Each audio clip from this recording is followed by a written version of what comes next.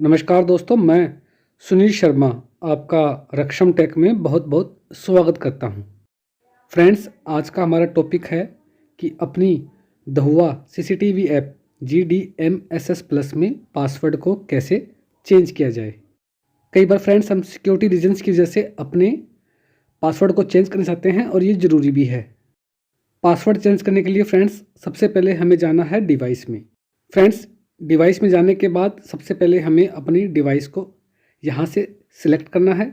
जैसे for example मैं यहाँ पे डिवाइस पे जैसे ही क्लिक करता हूँ, आप देख सकते हैं तो DVR जो है मेरी डिवाइस है, उस पर जैसे ही वो फोल्डर ओपन होता है, यहाँ से मुझे डिवाइस कॉन्फ़िगरेशन को सिलेक्ट करना है। आप देख सकते हैं डिवाइस पासवर्ड के नीचे मॉडिफाई पासवर्ड का ऑप्शन है।